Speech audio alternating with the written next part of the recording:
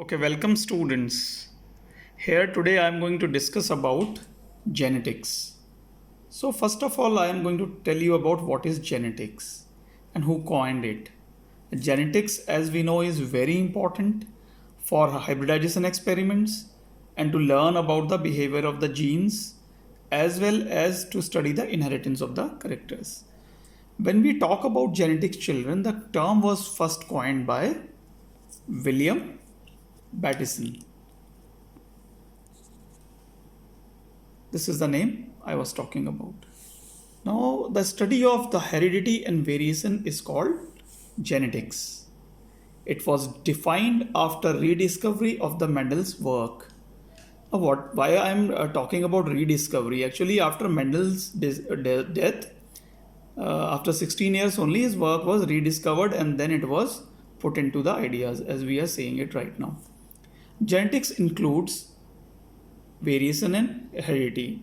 In the study of genetics is study of variation and heredity. Now we are going to talk about what is heredity. Heredity here indicates like begets like, means organisms produce their own kind and they resemble. Why? So it includes the transmission of the characters, that is inheritance of the characters. What is inheritance?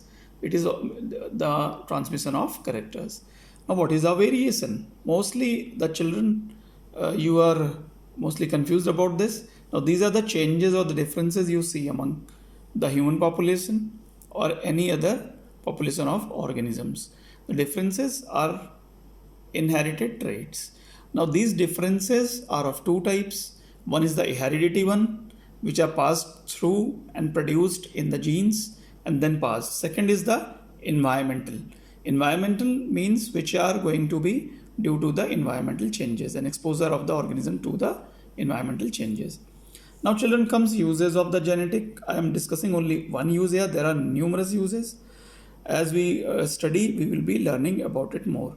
Now genetics enables us to differentiate between heredity variations and environmental variations, and it also helps us to actually find out their applications. Now I am going to talk about more here in my second topic, that is your I'm going to start with branches of genetics. Now what are the branches of genetics?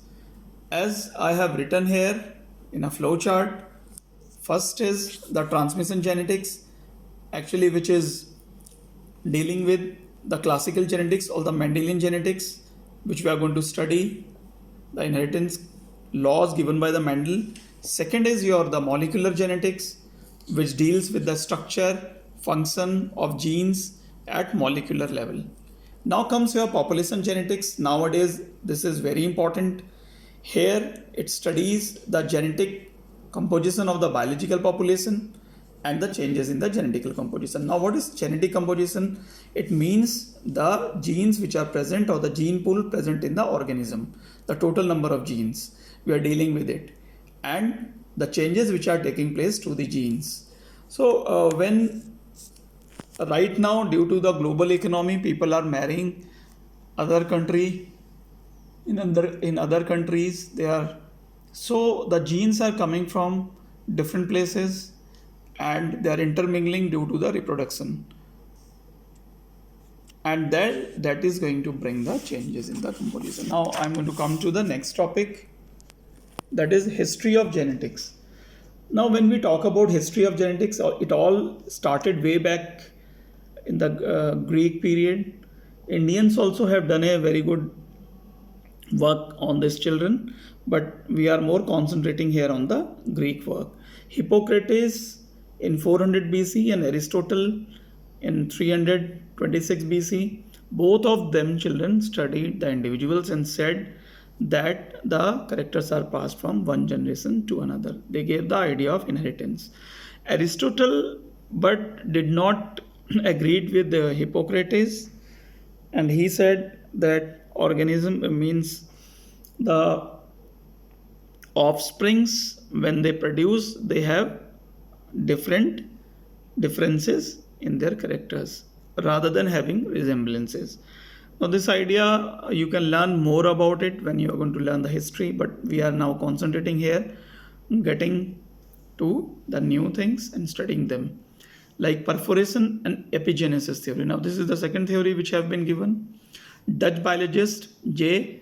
Swammerdam in 1637 to 1680 he lived that he suggested that development of an organism is a simple enlargement of minute but preformed individuals called homunculus.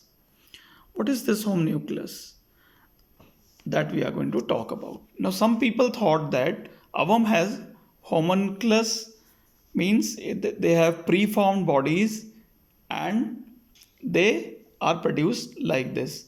Now, then Anton van Leeuwenhoek was a Dutch scientist. He said that the sperm having the homunculus is known as aminculus, and K.W. Wolf proposed that neither egg nor sperm had a structure like homunculus, but gametes have undifferentiated living substances formed and they are organized after fertilization. So the people who used to say that the homunculus is found in ovum are known as ovists. I haven't mentioned them here. I will write down ovists.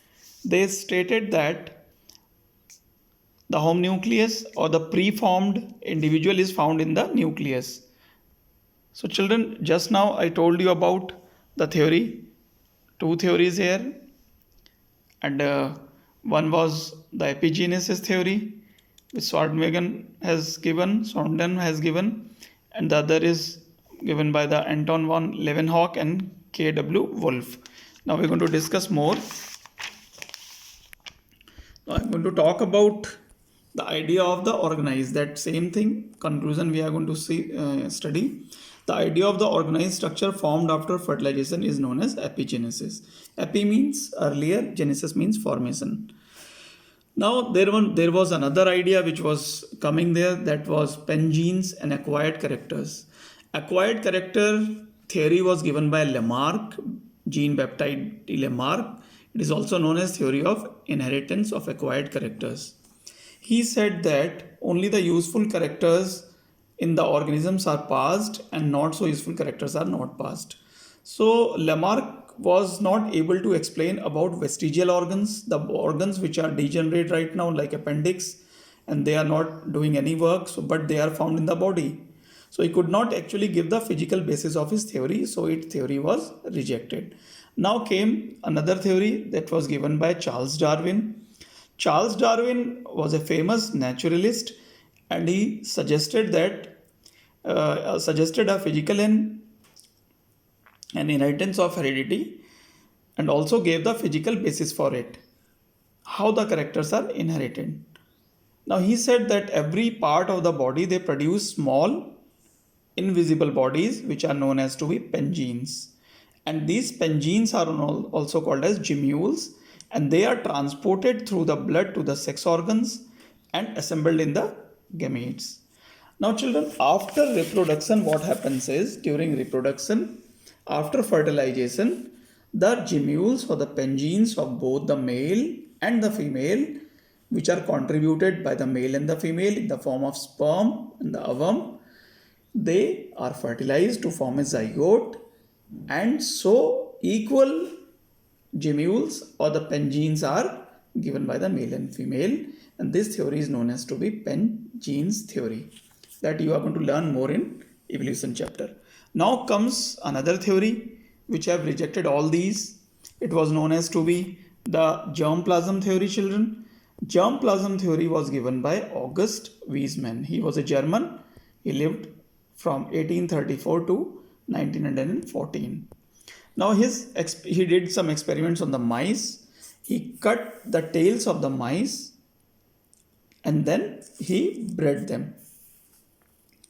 He observed that even after 22 generations, mice produced from the parents with cut tails had tails. So he said that there is something which is present in the body which is passed.